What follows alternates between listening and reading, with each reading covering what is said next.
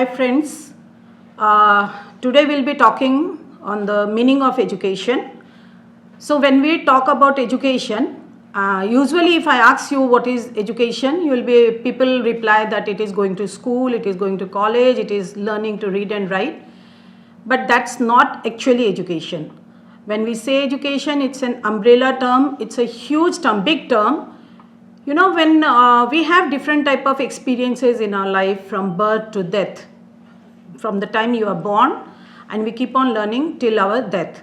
So all the experiences we have in our life, your first day to school, your first interaction with friends, you have visited the movie for the first time, you have met somebody for the first time, anything, any experience you have in your life, whether it is good or bad, it is everything is everything comes under education. Only you know why? Because after having an experience, suppose you have a bad experience, we said, oh, I learned something for my life.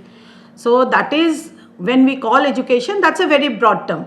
But here, as I'm talking about the subject of education, we'll just restrict ourselves to the meaning of education, from where it has come, from the derivative meaning, and then its work in the setting in the field of education. Okay, so here I will be restricting only to that.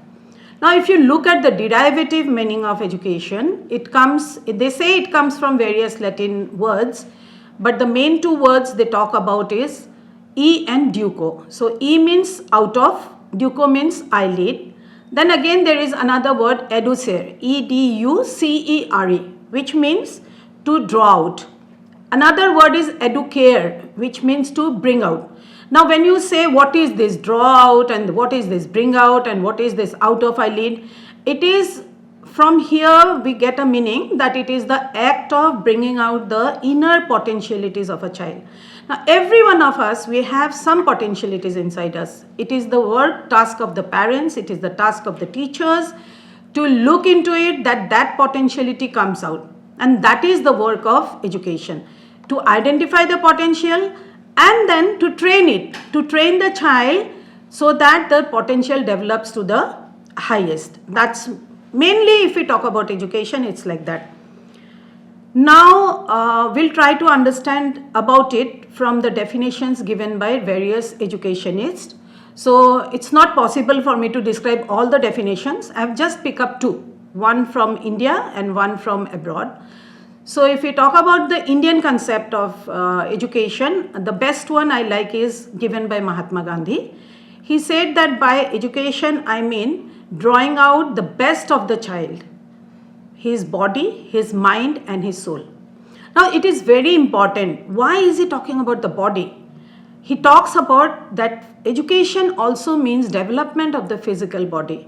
So for that he recommends we must give games and sports and all this nutrition, food to the children, because if we don't have a sound body, we cannot have a sound mind.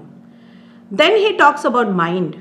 Usually we have a confusion, the mind and soul, and they are same. Here we will understand when he talks about the development of the mind, it means the development of the intellectual abilities, yes, but with that he also talks about developing a strong mind in a child.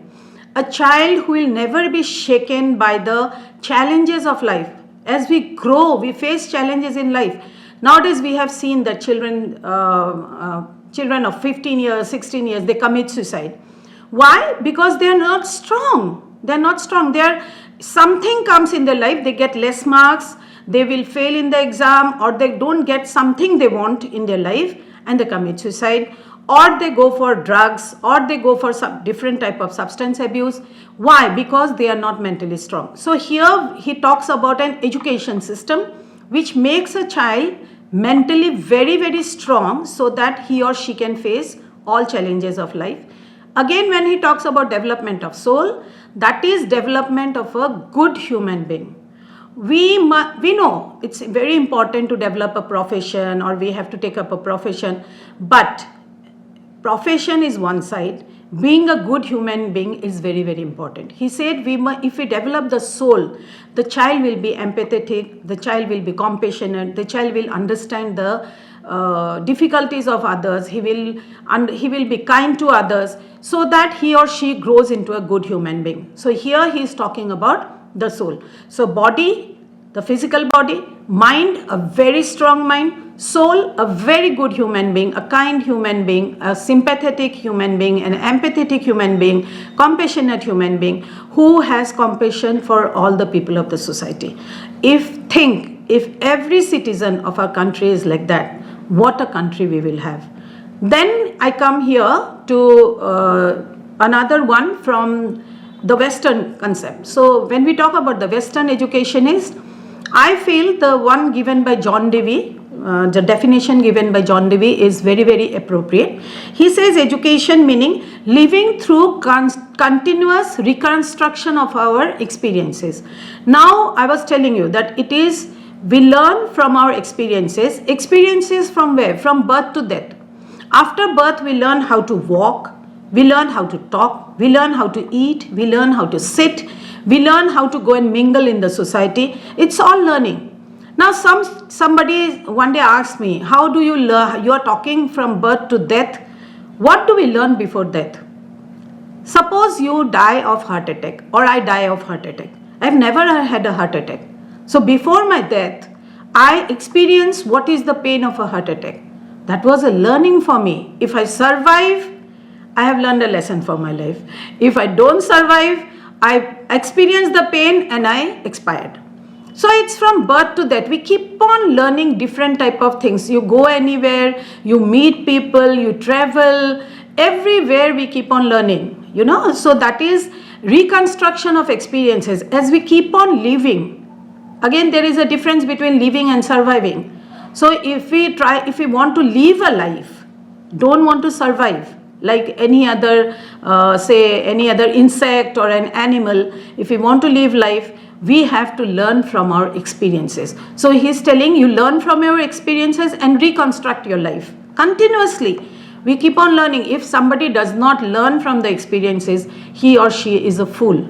That cannot be said to be education. Again, there is a very simple difference between education and literacy. We at first only, in my first line I had said, when we say education, we think it is reading and writing. Literacy means reading and writing. If you are able to read and write, you are a literate. But if you can read and write, but your behavior is not proper, you may be a highly qualified person. You have degrees, but your qualification does not make you a good human being. I'm sorry to say, then you are not educated. You must have met your grandmother, you must have met elderly people. You know, they never went to school. They will say, we never went to school. We don't know how to read and write. But when they behave with people, when they talk to people, when they are in the society, we cannot make out that they never had been to school. Now that is actually education. There are very highly qualified people who do not know how to behave. They feel the other people who have never been to school and all, they are useless creatures. If you have that feeling, if you have that pride inside you, that proud that, oh, I'm so qualified, then you are not truly educated. So that's the difference between education and literacy. So here I again conclude by saying that education is a very, very broad term. We cannot just bring it into reading and writing, because in my next video, in my next podcast, I'll be talking about the narrow and broad meaning, where it will become more clear to you. Thank you.